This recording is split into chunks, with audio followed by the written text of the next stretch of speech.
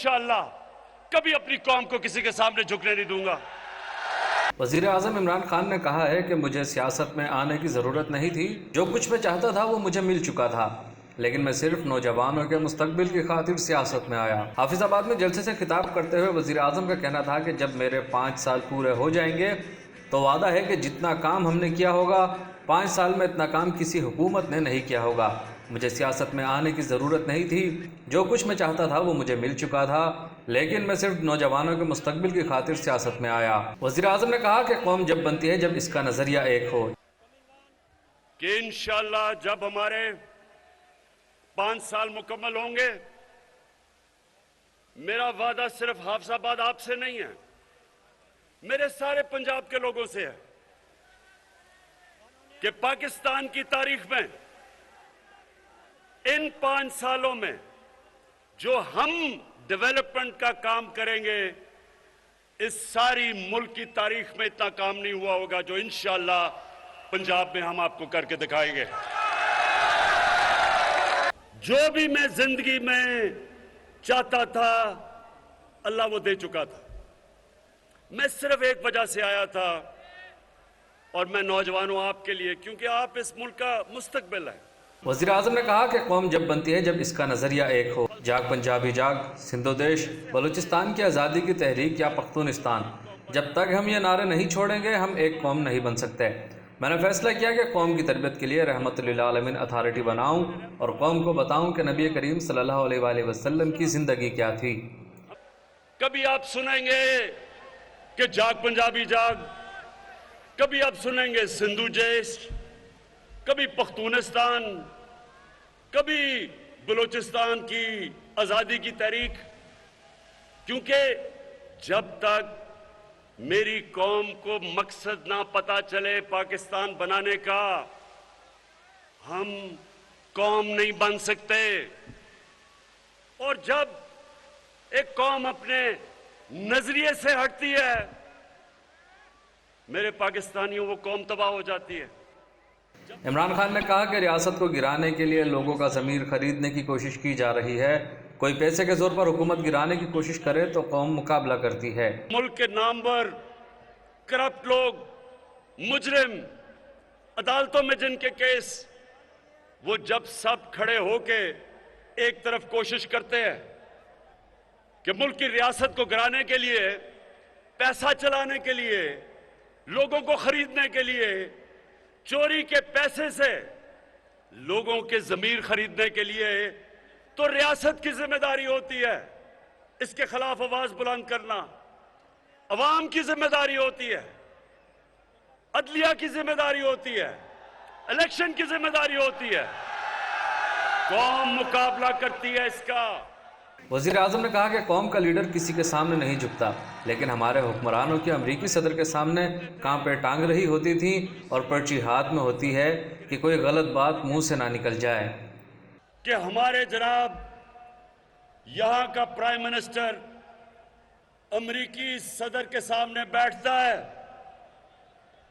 कान पे टांग रही होती है उसकी, हाथ में पर्ची पकड़ी हुई होती है कि कहीं मेरे मुंह से कोई गलत चीज ऐसी ना हो जाए कि अमेरिका का सदर नाराज ना हो जाए। इमरान खान ने कहा कि मैंने यूरोपीय यूनियन पर तनकीद की तो शहबाज शरीफ, फजलुर रहमान और कापे टांग रही हैं, यानी बिलावल ने कहा कि मैंने बड़ा जुल्म कर दिया। मैंने यूरोपीय यूनियन पर ठीक तनकीद की। मैंने मगरिब में एक उम्र गुजारी है और मैं इनसे ज़्यादा मगरिब को जानता हूँ। मेरी ज़िंदगी मगरिब में गुजरी। जो उनके जूते पॉलिश करे वो उसे हिकारत की नज़र से देखते हैं। कम पे टांग रही बिलावल कहता है कोहो इमरान खान ने पाकिस्तान पे जुल्म कर दिया। मेरे पाकिस्तानियों जरा गौर से सुने, मैं इन सबसे बेहतर मगरिब को जानता हूं। मेरी जिंदगी के कितने साल गुजरे, क्रिकेट खेलता था सारी दुनिया में। मैं मगरबी ज़हनियत को अंदर से जानता हूं। जो लोग उनके जूते पॉलिश करते हैं वो उनको हकारत से देखते हैं। उन्होंने कहा कि जो मुल्क अपनी इज्जत नहीं करता, दुनिया उसकी इज्जत नहीं करती। 10 साल 2008 तक 2018 मुल्क में 400 ड्रोन हमले हुए। लेकिन आसिफ जरदारी और नवाज शरीफ जो हुक्मरान थे उन्होंने कभी इसकी मजम्मत नहीं की। दुनिया उस इंसान की इज्जत करती है जो अपनी इज्जत करता है। जो इंसान या मुल्क अपनी इज्जत नहीं करता, दुनिया उसकी इज्जत नहीं करती। हमारे मुल्क में 10 सालों में, ये जरा गौर से सुने, 10 सालों के अंदर 2008 से लेकर 2018 तक 400 से ज्यादा ड्रोन अटैक्स किए उस मुल्क ने जिसके लिए हम जंग लड़ रहे थे। हमारे दो सरबराह आसिफ जरदारी और नवाज शरीफ, एक दफा इन्होंने उसकी मजम्मत नहीं की। वजीर आजम का कहना था कि मगरबी हुक्मरान आपकी इज्जत उस वक्त करते हैं जब उन्हें नजर आए कि हमें अपने मुल्क की फिक्र है।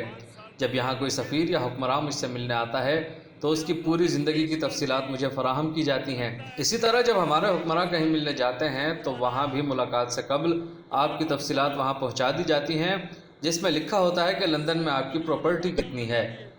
जब पाकिस्तान का सरबराह जाता है बाहर के मुल्क में तो उनके पास हर चीज उसके ऊपर आ जाती है कि इसकी तालीम क्या है, इसकी सियासत में क्या इसका पोजीशन है, क्या ये ईमानदार है या नहीं।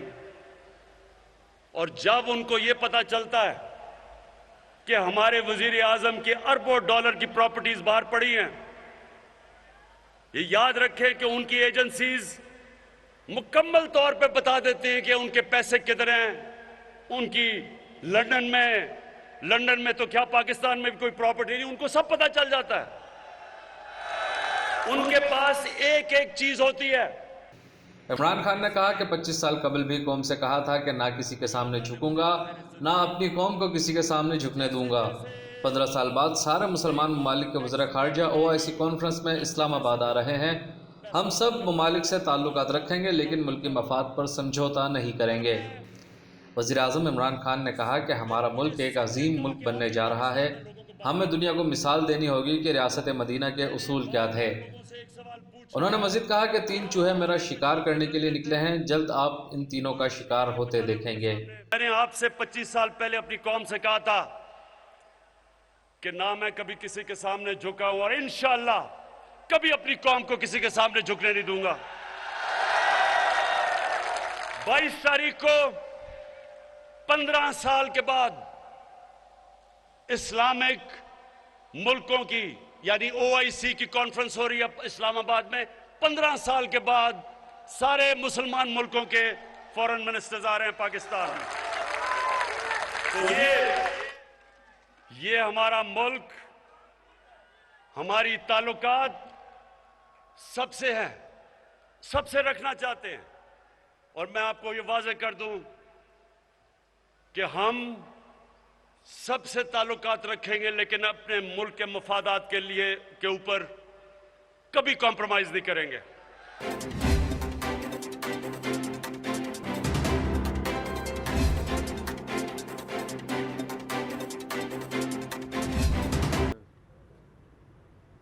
कौमी असम्बली सेक्रेटेरिएट ने इमरान खान के खिलाफ तहरीक अदम एतमाद ज़ाब्ते के मुताबिक करार दे दी।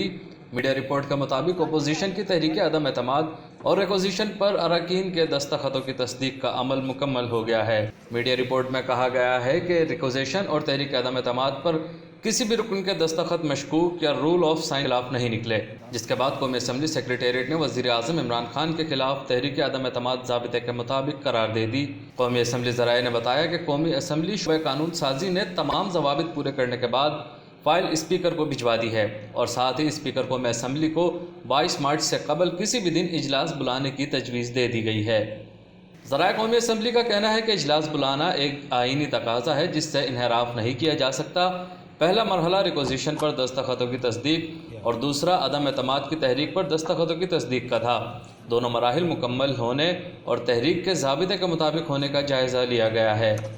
दूसरी जानिब कौमी असम्बली के इजलास की हतमी तारीख के तयन के लिए मुशावरत पर वज़ीर आज़म इमरान खान ने सीनियर क़यादत को फिर बनी गाला बुला लिया है। इजलास में परवेज़ खटक, अली ज़ैदी, फवाद चौधरी और शफ़कत महमूद शिरकत करेंगे। मीडिया रिपोर्ट में कहा गया है कि कौमी असम्बली का इजलास कब बुलाया जाए, वज़ीर आज़म मुशावरत करेंगे। इजलास में तहरीक अदम एतमाद को नाकाम बनाने की हिकमत अमली पर गौर होगा और वज़ीर आज़म कौमी असम्बली इजलास बुलाने की हतमी मंजूरी देंगे।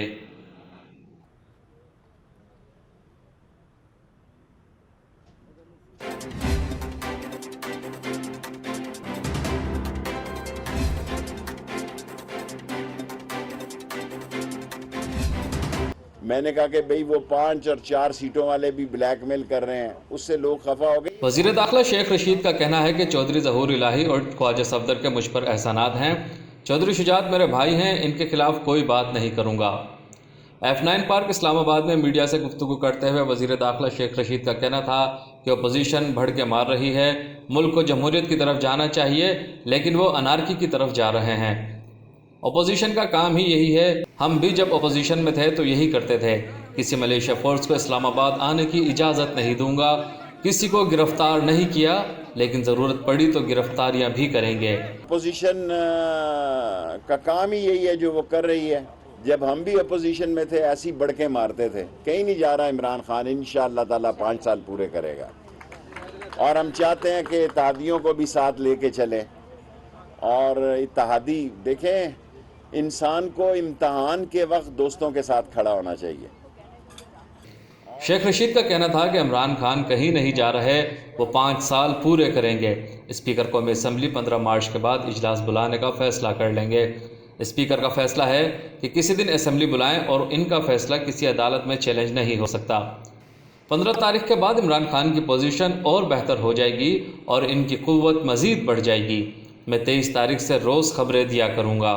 इंशाअल्लाह 15 तारीख के बाद 23 तारीख से मैं आपको रोज़ खबर दिया करूँगा, लेकिन 15 तारीख से बाद इमरान खान की पोजीशन और बेहतर वाज़े हो जाएगी 2 दिनों के बाद इंशाअल्लाह ताला। वफाकी वजीर ने कहा कि जो इमरान खान के साथ खड़ा होगा अल्लाह उसे इज्जत देगा। मैं इमरान खान के साथ चट्टान की तरह खड़ा हूँ। इत्तेहादियों को मुश्किल वक्त में हमारा साथ देना चाहिए। जो इमरान खान के साथ खड़ा होगा वो अल्लाह भी उसको इज्जत देगा, कौम भी उसको इज्जत देगी और हम चट्टान की तरह उसके साथ खड़े हैं, साए की तरह उसके साथ खड़े हैं। और मेरा मकसद, मैंने ना काफली का नाम लिया ना चौधरियों का नाम लिया, मैंने जनरल बात की। अब मसला ये है, जब मैं बात कर देता हूँ तो फिर वो 24 घंटे वो बेशक मेरी मुखालफत में भी जाती हो वो चलती है। और शुजात मेरा भाई है और जब तक वो अल्लाह उसको सेहत दे मैं कभी उनके खिलाफ बात नहीं करूँगा। मैंने कहा 4-5 सीट वाले ब्लैकमेल कर रहे हैं तो लोग नाराज़ हो गए। हमें तलखियों की तरफ नहीं जाना चाहिए। चौधरी ज़हूर इलाही और ख्वाजा सफदर के मुझ पर एहसानात हैं। चौधरी शुजात मेरे भाई हैं, इनके खिलाफ कोई बात नहीं करूँगा। चौधरी शुजात की वालिदा 1 साल तक मेरे लिए जेल में खाना भिजवाती रही। चौधरियों के एहसानात का अपनी किताबों में एतराफ़ कर चुका हूँ। मैंने कहा कि भाई वो 5 और 4 सीटों वाले भी ब्लैकमेल कर रहे हैं, उससे लोग खफा हो गए। ये बात तो मैं अपनी किताबों में एतराफ़ कर चुका हूँ, 3 बुक्स में, और वो करोड़ों रुपयों में बिकी हैं कि भाई चौधरी ज़हूर इलाही के और ख्वाजा सफदर के मेरे पे एहसानात थे। और जब हल के निशान में 1977 में मैं पाकिस्तान का सबसे पॉपुलर स्पीकर था, अब तो मैं कम होता जा रहा हूँ, तो वहाँ कड़ियाँ वाला कत्ल में जब मुझे बेगुनाह मुलव्वस किया गया तो चौधरी शुजात की वालदा साल पूरे महमदीपुर, मदीनापुर, शादीवाल, कड़ियाँ वाला तो मुझे घर से खाना भेजती थी। इसमें क्या बड़ी बात है, ये तो मैं खुद एतराफ़ कर चुका हूँ। शेख रशीद का कहना था कि तमाम खवातीन को मुबारकबाद देता हूँ। खवातीन के लिए सरकारी नौकरियाँ नहीं हैं, इन्हें अपने पाँव पर खड़ा होना चाहिए। मैं खुद चाहता हूँ खवातीन काम करें। सारा इस्लामाबाद काम के लिए खाली है और खवातीन के लिए हाजिर है। चैम्बर ऑफ कॉमर्स अच्छा काम कर रहा है। हर सेक्टर में खवातीन का बाजार होना चाहिए। बलोचिस्तान, KP के सिंध की खवातीन को आगे लाएं। अच्छी सड़कें बनाने से काम नहीं चलेगा, रोज़गार होना चाहिए। हर सेक्टर में मेरी ख्वाहिश है कि ख़वातीन का एक बाज़ार हो और मेहनत कश औरतें जो हैं, ख़वातीन हैं, बच्चियाँ हैं, बेटियाँ हैं, वो ख़ुद इस कारोबार को देखें। रमज़ान आ रहे हैं, सारा इस्लामाबाद आपके लिए हाज़िर है, आप रमज़ान बाज़ार लगाएं।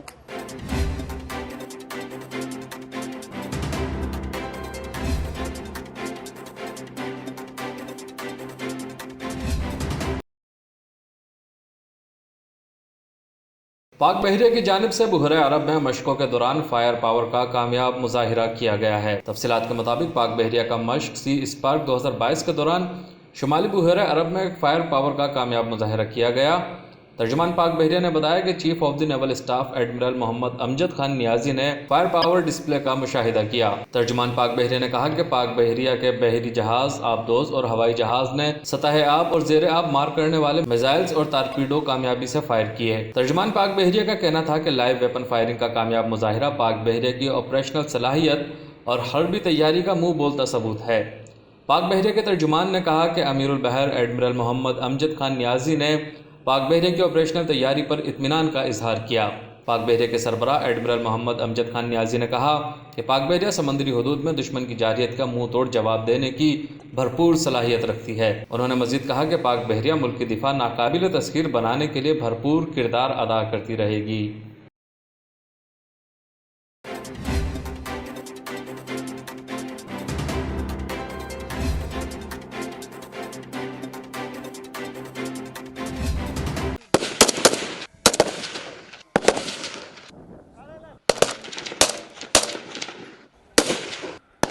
पाकिस्तान आर्मी टीम स्पिरिट मुकाबलों में मुल्तान को बाजी ले गया। रावलपिंडी कोर ने दूसरी पोजीशन हासिल की। पाक फौज के शोबे ताल्लुकात आमा ISPR की जानिब से जारी बयान के मुताबिक पिब्बी में बैनुल-अक़वामी पाकिस्तान आर्मी टीम स्पिरिट मुकाबले की इख्तितामी तकरीब मुनक्किद हुई, जिसमें लेफ्टिनेंट जनरल सैयद मोहम्मद अदनान ने बतौर मेहमान खुसूसी शिरकत की। ISPR के मुताबिक मुकाबले में पाकिस्तान आर्मी की 8 और बैनुल-अक़वामी 8 टीमों ने हिस्सा लिया। बैनुल-अक़वामी टीमों में उर्दन, मराकश, नेपाल, तुर्की, उज़्बेकिस्तान, कीनिया, सऊदी अरब और श्रीलंका की टीमें शामिल थीं। ISPR के मुताबिक मुकाबला 7 से 9 मार्च तक 7 घंटे पर मुहित था। मुकाबले में इंतहाई मुश्किल माहौल में मुख्तलिफ इवेंट्स शामिल थे, जिसमें टीमों की जिस्मानी बर्दाश्त, जहनी चुस्ती और हिकमत अमली की महारत जांची गई। ISPR के मुताबिक मुल्तान कोर ने मुकाबला जीत लिया, जबकि रावलपिंडी कोर ने दूसरी पोजीशन हासिल की। बैनुल-अक़वामी टीमों में सोने के तमगे नेपाल, तुर्की और उज़्बेकिस्तान ने जीते। चांदी के तमगे कीनिया, मराकश और श्रीलंका के नाम रहे। उर्दन और सऊदी अरब की टीमों ने कांसी के तमगे हासिल किए। मेहमान खुसूसी ने मुकाबले के शुरका में इनामात और मेडल्स तकसीम किए। ISPR के मुताबिक इख्तितामी तकरीब में सऊदी और मराकशी सफरा समेत शरीक ममालिक के मुबस्सरीन और दिफाई अताशियों ने भी शिरकत की।